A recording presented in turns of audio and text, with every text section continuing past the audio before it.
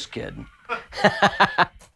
No, but you can. That's great for the tapping, this stuff. So you got the Alpha Omega Ultra, killer gain. You know, if you're a tapper or anything like that, you're going to have all the buttery riffing in the world, a shred bass player. This stuff's awesome. The Alpha Omega is definitely a really aggressive style distortion preamp with EQ. So we got, you can see the graphic EQ there. Now you can really see it light up. So it's quite awesome. So I could dial in tones, levels. On the left is a growl. On my right is a bite. The bite's going to accentuate high mids. The growl's going to accentuate low mids. If we want it more flat, we just don't engage those and you'll have a smoother sound. The big thing about this pedal is that it changes by a dial going from alpha to omega. So the alpha is a bit more refined. Now when I say refined, this is still got tons of gain and distortion. But when I go over to the omega, you're going to hear a real misbehaving filth, just distortion that just overcomes. And I could blend anywhere in between. So I'm just going to kind of scroll from the alpha over to the omega side. Here's our dry signal.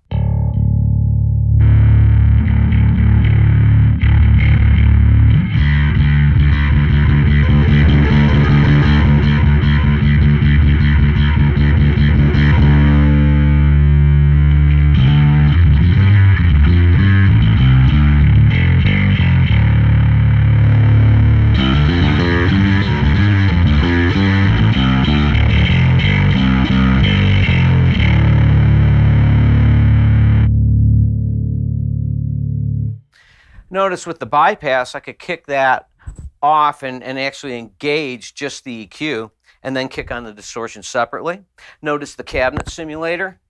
So what we could do is hook up to the computer and choose different types of cabinet simulation because we will have a direct out and an affected out. So you could go, for example, 2 channels into a mixing console, whether you're going studio or live, and then one can be affected. When I could put a cabinet simulator in there and you can choose different ones online, which is really cool, so you get optimum tone out of this. One thing I really like about the Darkglass pedals is that they have this blend on here. So what the blend is doing is it's bleeding in the distortion, but it's not deleting the fat meaty bass signal. The fat meaty bass signal sits at unity gain. So you're getting a really healthy signal from that that doesn't go away, we just add some distortion to it. Now that was full on.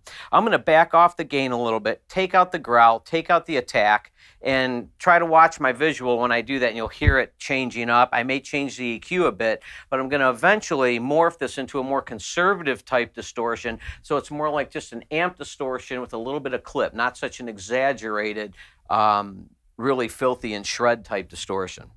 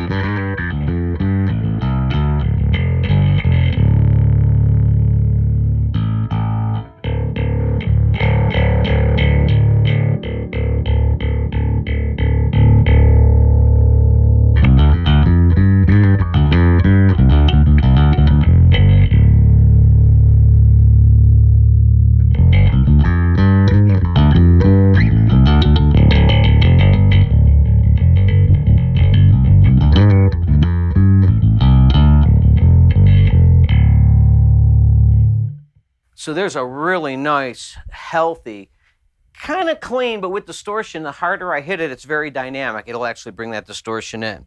Again, the unaffected signal.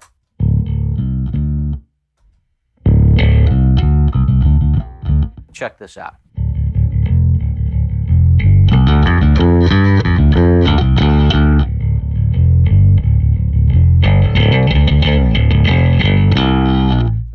I'm trying to demonstrate the dynamic range that the pedal still gives you. So it gives you all that oomph, pop, distortion and all that, but still dynamic range. And again, a lot of that has to do with that blend knob allowing the true signal to pass through.